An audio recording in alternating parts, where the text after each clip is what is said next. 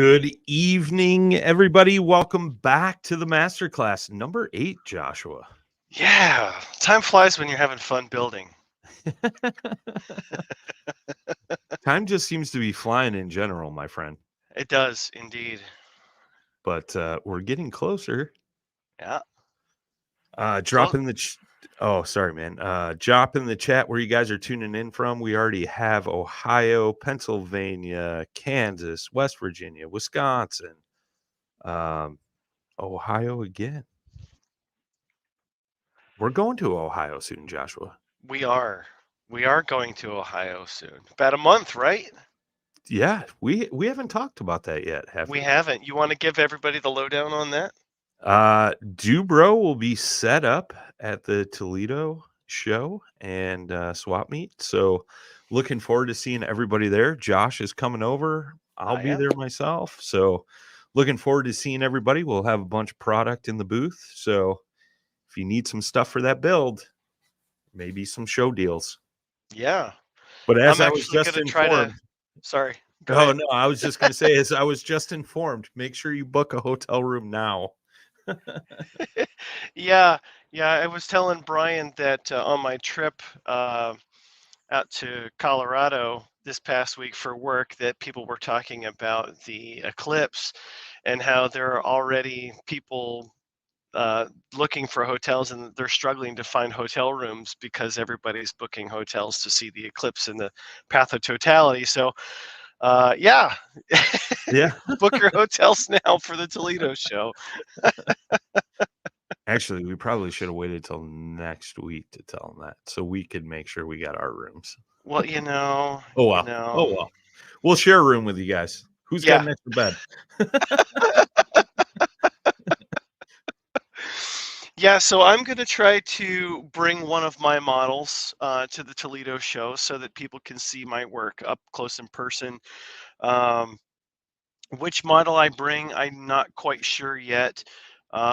It might be one of the minuets. It depends on how far along the projects are by then. Um, but yeah, there's a lot of things that can happen in a month. So Sure. Sure. um, yeah, we'll see where we are, but I think it'll be a good time. Yeah. Yeah, looking forward to it. I know Toledo show back in the day used to be a huge event, and the guys that took it over are building it back up to that big event again for everybody to come to every year. So we're looking Yeah. forward to getting back there because I think I was told 2017 was the last time they were there, if my memory serves me correct. I could be wrong. I've never been, so your guess is as good as mine. Me either. So we're first timers. Yeah, Looking forward to it. we'll rip the Band-Aid off. There we go. Well, I know tonight we want to talk some leading edges. Yeah, yeah, leading edges. Before we get into that, I have two things I want to cover. Yeah. So first and foremost, I got to the point where the front end of each of the models is looking more like an airplane. Yes, So sir. we've got the glow version here, and for those that are just coming into this series, this is a technique that I've taught myself how to do. This is called engine turning, and this is just like aluminum ducting tape that I've been able to treat and apply to the model. And the whole front end of it is like this. It's just like the Spirit of St. Louis. I've tried to do it in a size that you can kind of see from the air. It's not too small, but it's not too big. Tried to find the Goldilocks version of it. But yeah, we're to the point where we've got an engine on the front for the glow as well as the electric. And in addition to that, we've needed propellers. So I reached out to some good people that we have in the industry, and Master Air Screw was very kind to supply a number of propellers for this project. So we've got a couple of propellers to try out. I've got the glass fiber classic on the glow engine, and I plan to do the break-in process for the glow engine using the classic. It's a good balance of weight and thrust, and recommended size too. So yeah, we'll do that. But we've also got their saber prop that I can put on as well. For the electric one, I've got the K series, which is specifically designed for electrics, but I also have a saber prop for the electric one too, because it's a nice shape. I like the way it looks on the front of the airplane. So big thanks to them as well, um, for just being a part of this project. It's very cool. Um, I and just really dropped just, I just dropped a link to their oh, website thanks. in the chat so you guys could go check those guys out as well. Yeah. I mean, the Master Air Screws, just like Dubro, they're just a staple. They've been in the hobby for a long time. Great supplier, good people. They've supplied me with a couple of props for projects over the years, and again, just good people, good people. Excellent. Excellent. And then obviously, if you want to learn more about that finishing technique, we're not going to cover that on this live stream. If you want to check out how to do that, head on over to my YouTube channel and you can learn about how to do that there. I cover Yeah, the whole process and show you what works and some suggestions to maybe even improve upon what I show you as well. Um, it's not tremendously difficult, but it is, some extra work. But that's the way details go. sure. So with that said, uh, We do have a question on the yeah, glow motor. yes, that is a Sato 40 engine. It is a Sato 40. Good question. It is actually the size engine that Mark recommended from Old School Model Works. And I So did see Mark is in the show yeah, Mark's tonight. in the chat. Nice to have you back, Mark. All right, so I'm gonna switch my camera view Okay. so you stop looking at my ugly face and you can see what's on my beautiful bench. So we've got the wing root here. And the reason that we have this is I want to show you how we're starting this process. So originally we have the wing root that is built out. And when you go to build the wing root per the plans, you end up having to shape the bottom of the leading edge to fit inside the fuselage. So that part is, pretty small and methodical, and you do that just using some basic sanding tools. And Brian, what is our choice sanding tool? Pop quiz for you. Quick Sand Hand Sander by That is Dubro correct, Products. sir. Quicksand hand sander. Absolutely. So really all you do is you sand a little bit, sand a little. I mean, it's really just a matter of test fitting, right? So you sand, test fit, sand, test fit. So what I generally do is I sand at an angle, just a flat spot, because that way it gives you a way to track your progress as you remove material. And I'll show you what I mean as we get into it. But since we've already got this root shaped, what I'm now doing is I've got a marker and we're going to trace the shape, the profile of this onto the leading edge, which you can't see in the frame very well. I'm sorry, but it's there. Trace around it. And since we're making our wings removable, I'm taking the wing root away and we're left with the leading edge profile here. Okay, so now that we have this marker, we know that this part needs to be removed and this part needs to be removed. So the idea is that we want to take off material to sort of match that angle, right? Mm-hmm. So you can do that with a quick hand sander. You can do that just, a little bit here and a little bit here, or you could take the Big Daddy and you can do the whole way a little bit at a time, right? My method of preference is using a microplaner. This is a 3D printed one. You can buy plastic ones online. I can't recommend where because mine's 3D printed. But it just uses a standard razor blade, right? It just has a screw here to hold it in place and then adjustable screws for the depth of how much bite you're getting into. So what you're gonna want to try to watch is this shape here, right at the leading edge. Brian, can you see that? Do I need to reposition my camera a little closer, maybe? No, you're good. You could see Okay. the marker outline and the All wood. right. We do have a question though, and I figure Okay. we could probably talk about this before you get too far into it, Sure. or while you're doing it. What do you do when you sand off too much material? That's a great question. Um, so I've had this happen before where I have sanded off too much material. I'll give you a big fat for instance using this wing as an example. If I've sanded off too much material, usually what I do is I will take a thin piece of wood, like say 16th inch thick balsa, and I'll try to clamp it. Let me move the camera ever so slightly here into my drawer. Was not prepared for this question. So I'll take a little bit of wood glue out, like I use aliphatic wood glue. I will not use CA glue because of what I'm about to explain. So I'll take that piece of balsa and I'll try to clamp it in position so that it dries there, right?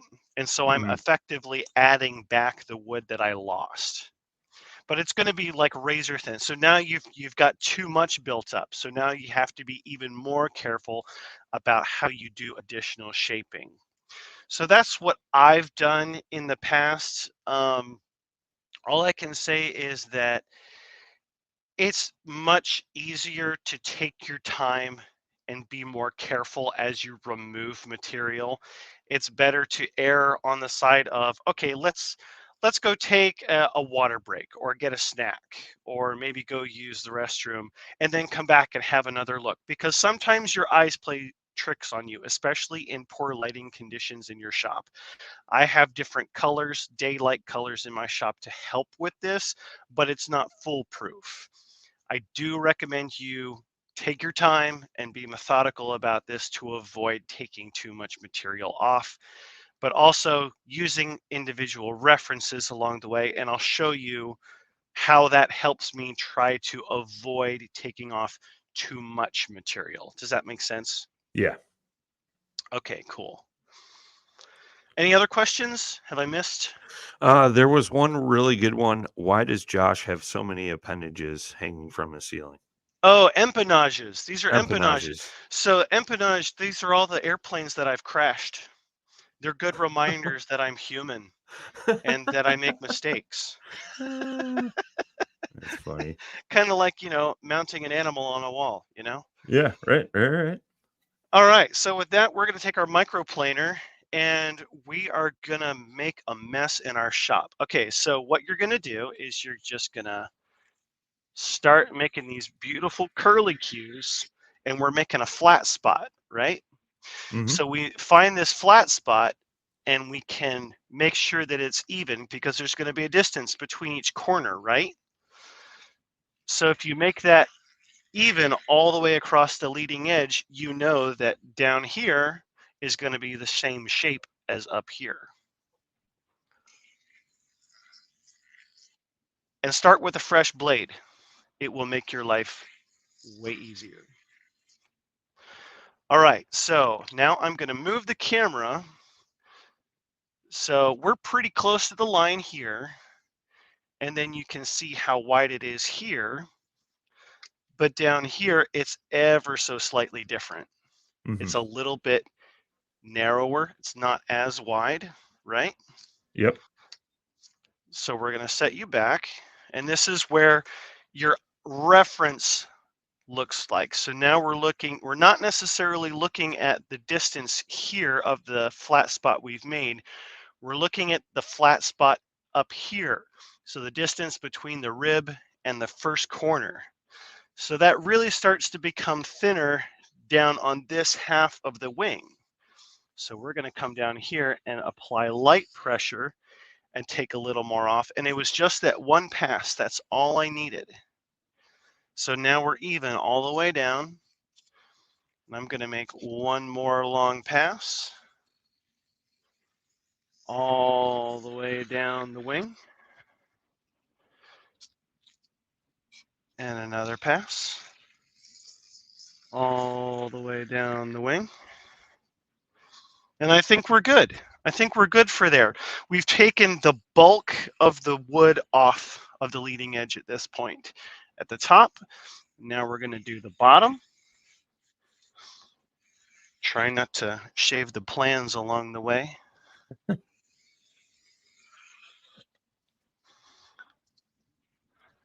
I believe Mark supplied them with a fresh haircut before they come to you. You don't need to give it to them. All right, so again, I'm leaning down, looking under, checking the thickness, because again, we've got a nice flat surface on the bottom of the wing. So it's easier for me to move my body around the wing rather than move the wing around and risk it warping and distorting its shape. So I think that's pretty good. Now we could use the hand sander, the small one, and start rounding these edges off, right? Mm-hmm. But we'd have to do that multiple times, right? And then those would risk being uneven. So what's a better tool, Brian? The 22-inch version. The Big Daddy. Yeah. So rather than having this tool and we do like this little bit here and then this little bit here, we can have this one tool and we can do it long strokes. And you can see how we're taking a little bit of the laser burning off of that leading edge, right? So that's how we know we are done there, and we can force a little bit more pressure down here. And you can see that some of these are evening out where there's a little bit more taken off here. Well, you can't see that, I can see it, but that's the idea. Is things are going to be a little bit uneven because that's just the nature of the construction. Mm-hmm. But the hand sander, the long hand sander, makes this so easy for you to make everything nice and even. And so now we're left with a really great finish without a whole lot of work. Just going to shape this bottom portion a little bit more. That looks pretty dang good. So now we are down to the outline. We can still see the marker, right? Mm-hmm. Yep. So if you look closely at when you apply a marker to something, that's always on the outside edge, right? You got it. So now I'm going to show you maybe if there's enough light and maybe if it'll focus. So we have a little tiny bit of a lip right here. So we're checking and verifying that our shape is lining up before we do a final pass. And it looks really good. Really, really good. There's definitely a lip that needs to be taken down, but that's okay. We've used our reference marks and we know what we can do. We know our limitations. We've gotten a feel for how the balsa is sanding given the grit that we've got on our sanding bar, right? So we know how much pressure we need to apply. So we need to apply just a little bit more. We're going to sand just a little bit more off of this leading edge. And then look back and see, yeah, that marker is starting to disappear. That's kind of what we're going for now at this point. I'm sorry I keep hitting the camera. So now we're going to shape the bottom. Brett McKay is asking what grit you are currently using. So currently I'm using 220 because I want to go slow. You can use a lower grit if you want to really cut through stuff, but because I started with the razor planer, I didn't want to cut through too much meat on the wood too quickly. Does that make sense? Mm-hmm. Okay. Really great question. Very relevant. All right. We are almost there on the bottom. Now keep in mind that when you use like a felt tip marker to do that kind of tracing, especially on balsa, the marker ink does like to bleed into the grain of the wood. So don't assume that the second that you have all of the ink gone, that's when you need to stop. So we've sort of gone through about half of that. There is still a bit of ink showing there, right? Yes, sir. So now that we've done more sanding, we're gonna check again. Just slide it together. And yeah, there's a little bit of a lip there still. But the top is done, even though there's a little bit of marker left. We're gonna shape the bottom just a little bit more.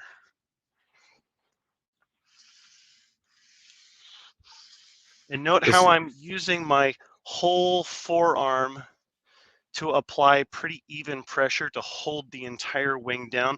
I'm not focusing on one piece because as you apply even pressure to this leading edge, you can still warp and distort this wing. So for example, you can see on camera, you can do that, right? So you can have distortions in the sanding that you're creating. So I'm trying to hold down the pressure evenly. right. So this is another great question. Gary said he followed the instructions and glued together wings before doing the leading edges. Hmm. So he can't draw the outline on the edge, kind of like you just did. Okay. Just so he's asking, do I just wing the outline? You can, but keep in mind that you still have to mount the wing to the fuselage, right? So you've still got to get this profile. You Okay. still got to get the profile on the bottom, but when you glue on these pieces here, you Hmm. have to match this profile as well. So you can't glue on these pieces for the fuselage. Let me get the fuselage up here. I think it will be a better illustration to answer that question. I'm going to use the electric version, and we're going to take off the hatch. All right, so I am going to raise you up, angle you up, bring you over here. So when you install the wing into the fuselage, right, you have to match the bottom radius with the cut that's in the fuselage, right? Hmm. And then when you install this piece of wood to match with the top edge of the fuselage, you have to radius this part of the leading edge as well. So you have to do some fitment of the leading edge of the center section in order to mount the wing to the fuselage. You're going to be doing some of that anyway. So you can use those same sort of visual cues as you move from the center out toward the edges of the wing. Got I it. hope that makes sense, Gary. Gary, Yes, let us Suitor know. family, it is a flat bottom wing. And the same technique applies to any symmetrical or semi-symmetrical wing as well. Got it. All right, so, excuse me. So now that I have done more sanding on the bottom, yeah. So this is really, really close. And now that we're looking at the bottom, I can feel a little bit of a ridge here that I can easily go back with just a piece of sandpaper or even my foam pad, and just break that up and blend it in. That's easy. Nice and round. Perfect. And then the only other thing that's left to do on this wing panel in terms of shaping is blending in here. So Brian, what tool do you think we should use to blend this radius here? Probably going to use your little microplaner again to start it, and then shape it with the hand sander. You got it. So we're going to start by roughing in the shape.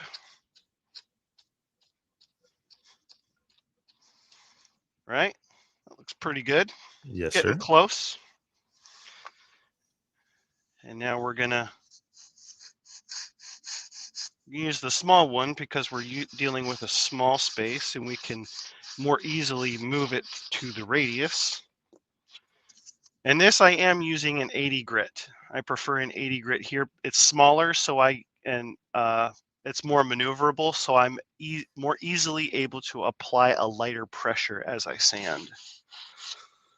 So now we have that roughed in. So let's turn it and I'll show you the next part that we have to shape. Right? Yeah. So now we have this transition. We've got a deep lip here. So there's a bit of a gap, right? Because this rib is shallowing out. So we have to make another transition from this rib down into that rib, because there's a lip there, down to here, and then down to here. So this is another instance where we can use our hand sander and just blend a little bit at a time, using flat spots as references, right? So that we don't go too far. Rick Rader's asking, have you ever tried using magnifier glasses when working? It helps see those small areas. I have not. I have found that a magnifier glass for this type of work does not help me. What helps me in particular is using my fingers to feel. Mm-hmm. It's not to say that it wouldn't work for you or anybody else. It's a great suggestion. Yeah. But personally, I have not. All right, so now that we've blended this down, this transition from this rib all the way down to the tip rib, we're still left with this little bit of a ridge. Can you see that, Brian? Yes, sir. Okay. So now we're going to take our hand sander and we're going to radius down from there and make a nice transition on the wingtip. And again, just brush passes a little bit at a time. Doesn't have to be too heavy-handed, right? So now we've got a nice transition. There's still some meat there. So now I'm going to, again, take my sanding pad and just knock off the corners.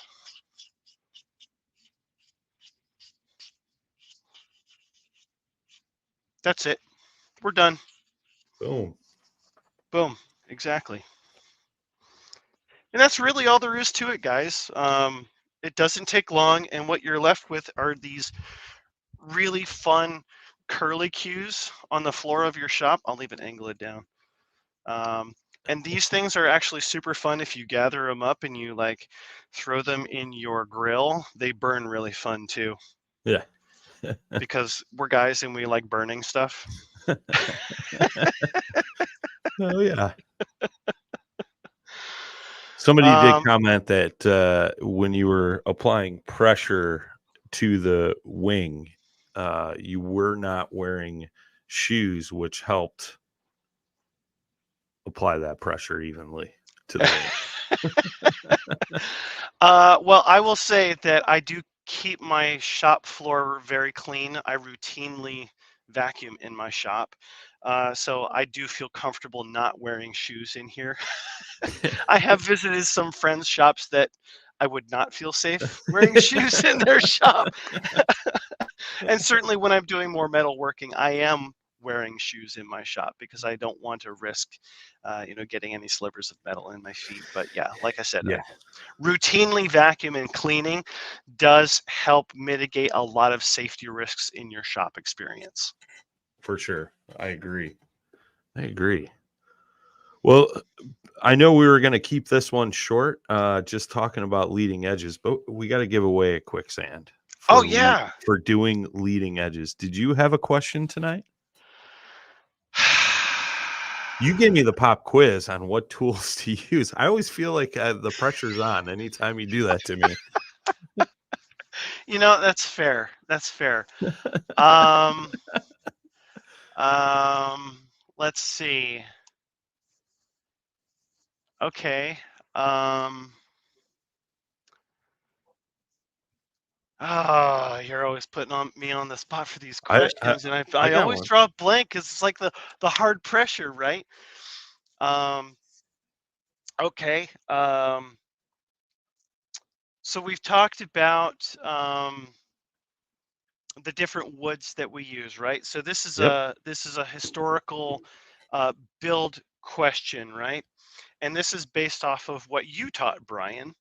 And we talked about how to apply stain previously on the show, and Brian talked about this. What is the first thing that you need to do to prepare the pores of the wood to accept stain? How about that?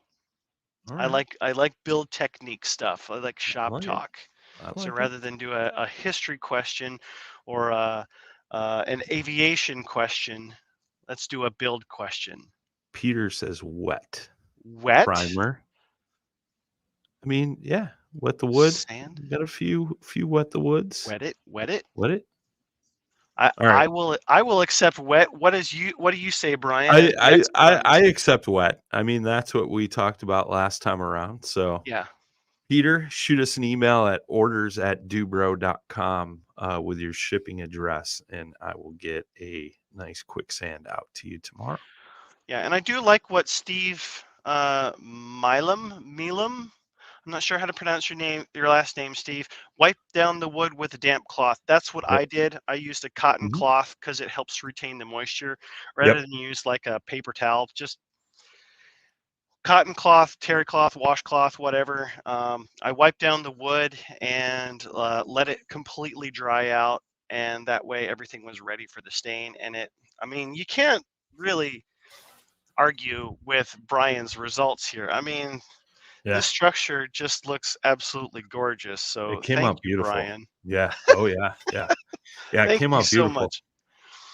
much. So Gary's got a question before we end the night here. He says a Sure. question about covering. The kit instructions have you covering after attaching the stab, but you covered first. Is it better to cover first, then trim out places to glue, or glue first and then cover? So this is a matter of personal preference. A good question, but it is a matter of personal preference. I prefer to cover by sub-assemblies. And so what I mean by that is I view the horizontal stabilizer and elevator as a complete sub-assembly. Now, the instructions that Mark gives, you can cover after you glue everything in. What this means that I have to do is when I go to assemble this, I have to remove sections of covering to epoxy this to the fuselage. So it's, pick your poison. You have raw Right. wood that you can just glue together and then cover it, or you can cover it, but then you got to remove some, and Yeah. it's a personal preference. That's really all that it is. And then Steve is asking, can Ooh, you explain how you set the blade on your hand planer, depth I of cut? can. I can actually. That's a great question. Steve just got Joshua really excited. Keep talking. I got to find a scrap piece of balsa. Okay. Okay. Uh, Now I've Josh got loves something the right tools. here. It'll be just a moment. Yeah, you're good. You're good. I got Great stacks question, of wood Steve. over here in the corner. Okay, so when I have so the way that I have my razor planer set up, um, so you have two screws that regulate the depth of the blade, and by that I mean how far through the slit the razor is protruding, right? And then on the top of it, you have a single screw that holds the blade to the planer, right? Hmm. So ideally, you should never have to adjust these two screws once you get the depth right. Now Right. you can be a little more aggressive. I prefer not to be. I if I have little tiny slivers and it's just slicing all, it's like going to a good deli. A Yeah. good deli's got nice thin meat. Okay, that's what I go for when I plane. Okay, Sure. so the way I set it up is scrap piece of wood.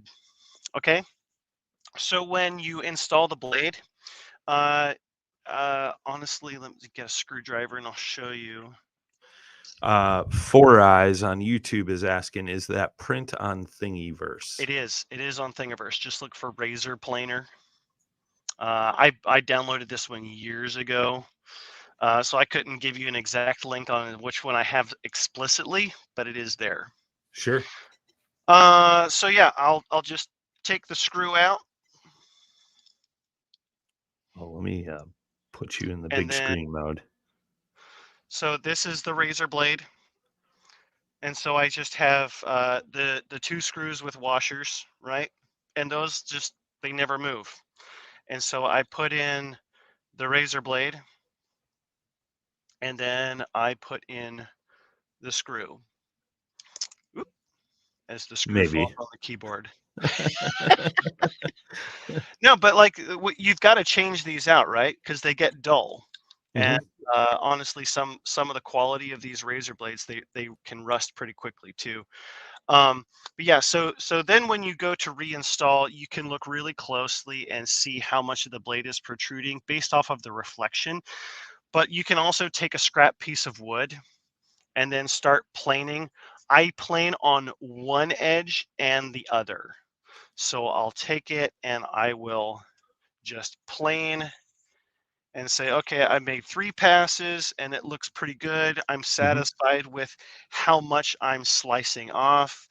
And then I'll go to the other side of the planer, the Hmm. opposite side, and say, yeah, that's taking off roughly the same thickness of material. And that's it. If it's roughly a good average, then whatever you go to do, it's going to be, again, roughly an average. Again, this is not designed for finish work. Sure. This is not a tool for finish work. That is what sanding is for. This is for a gross removal of meat, essentially. So I hope that answers the question. Yeah. Yeah. I think that was pretty explanatory. I wanted to share this too. Brian Paris just said he recently had luck shaping a leading edge with a 10-inch length of piece. He meant to PVC say pipe. PVC pipe. He said PCV, but it's PVC pipe Yeah. cut quartered lengthwise and using sticky sandpaper on the inside of the PVC. Tip from a very experienced builder that worked very well for me as a novice, along with the Dubrow sanders, of course. Sure, that could work. Yeah, Um, I've heard of people doing that before. My only issue is that you're you're you're also limited to the shape of that radius, right? sure. So then you end up having any number of different radiuses of pipe too. Hmm. And it's like, how many sanders do you need in your shop? Come on now. Come I on. know, I know. I'm a terrible salesman here. I'm just kidding. But no, if it works for you, then it Yeah. works for you. You can't Mhm. argue with the results. Yeah, right. And that's what I say. Like if someone prefers a curved surface for shaping their leading edge, Yeah, have at it. It's not yeah. my preference, but if it works, it works. Well, and I think too for, because he said he was a novice, and I'm not trying to knock on him at all for that. I think it's great, like, you're thinking outside of the box and Yeah, finding something that may work for you, and it's something we've talked about in every one of those, or every one of these master classes. What works for us or you or the next guy may not work for the guy behind him, you know? yeah. So, And being sure that you stay open to trying new things, you can reinforce that, right? yeah, absolutely. Being a novice, don't lose that sense of let's try something new. Yeah. Yeah, yeah. I I've met so many modelers in my time that they they they pursued both paths. Some are so hard fast in what they know, they never try anything new. And honestly, the ones that are willing to try new things, they're the happier builders. I'll Yeah, just yeah, say it. They're happier people. yeah. We'll take this final question because I know Josh is feeling a little under the weather, so we need him to get some rest. Um, but Gary asks, when you bend the cowl wood, do you glue the two halves together first before bending? Seems like it would make it centered and even. Cowl wood. Uh, I'm guessing that Gary is implying this for another model. Since we don't have an engine. Oh, maybe he's talking about the battery hatch. Yes, I Give me believe so one. because I'm pretty sure Gary is building the minuet along with us. Okay, so let me get a hatch up here and show everybody what we're talking about. So yes, this is the hatch, and I'll show you the bottom. So you start by building the instrument panel. You build the instrument panel first, and then you run these stringers. So you run these. Actually, there are four stringers. There's five stringers. There are two along the edges Mhm. as well. All right. So Gary, before I thought long and hard about this. I actually did this in two sections. I started at the middle, and I used an oversized piece of the sheeting that Mark provides in the kit. And yes, I wet it with Windex. I didn't use water. I prefer Yep. using Windex because it evaporates a little bit faster. Uh, uh, Water will work. I used water on my Top Flight Corsair years ago because I didn't want it to evaporate quickly because yeah, the bent wing on a Corsair it's a tricky one to build. Yeah. So I wanted to take my time on that. Um, but yeah, so I was able to. So you're gonna wet on the outside. So wherever you apply wet, it's going to curl away from that, right? So meaning that I'm wetting this surface, not the inside surface. So that means the inside surface is dry. Mhm. So since this part is wet and this part is dry, that means while it's still wet and pliable, I can apply glue to the inside. Yep.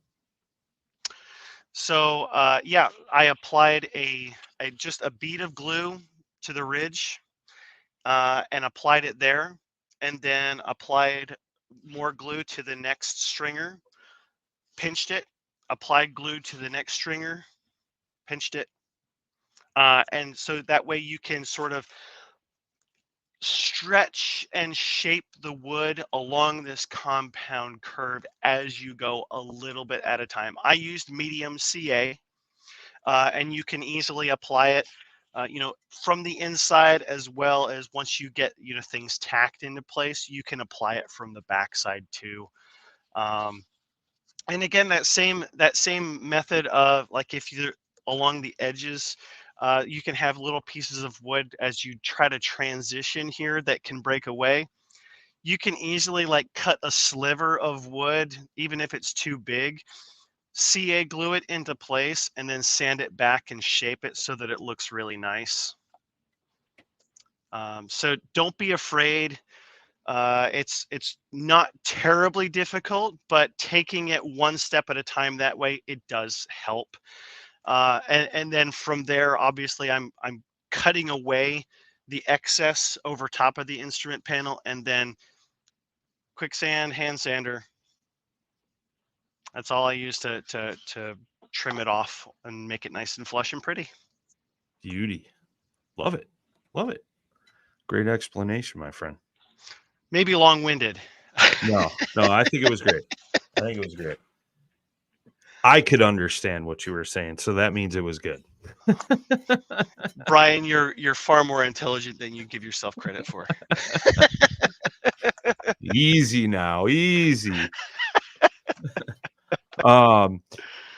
We appreciate everybody tuning in tonight to talk a little bit about leading edges, and then we're actually back next week.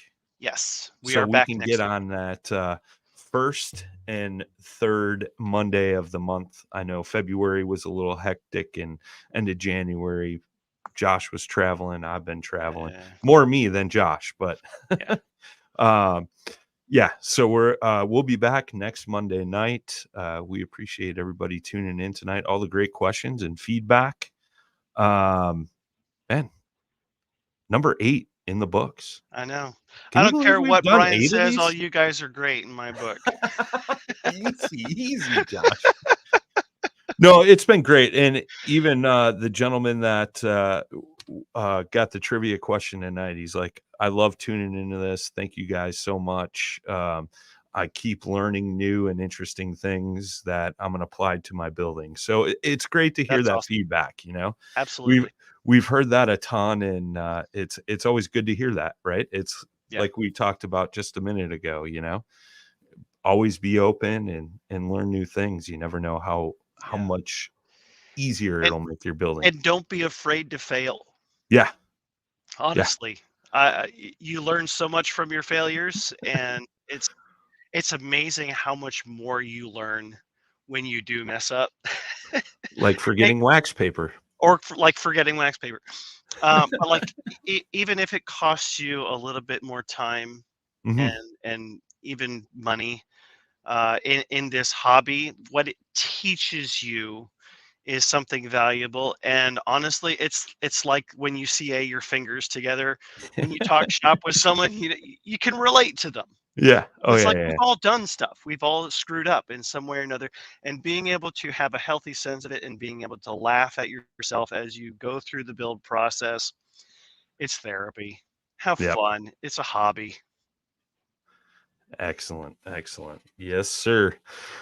If this is your first time tuning into the master class, we have 7 other ones we've done. We've started building this old school model works from the first one all the way till current, and be sure there's links in the description for old school model works, Horizon Hobbies, AMA. I dropped the link for the prop company as well. That was Machine Screw, Master Air correct? Screw. Master Air Screw. Let me Yeah. drop that one more time in the chat for you guys. But yeah, check out all those great companies. We appreciate them for being a part of this build. So, Joshua, another great job. Thank you, Appreciate you, sir. my friend. And we will see all you guys next week. Same bat time, same bat channel. Indeed. Until next time, boys and girls. Thank you.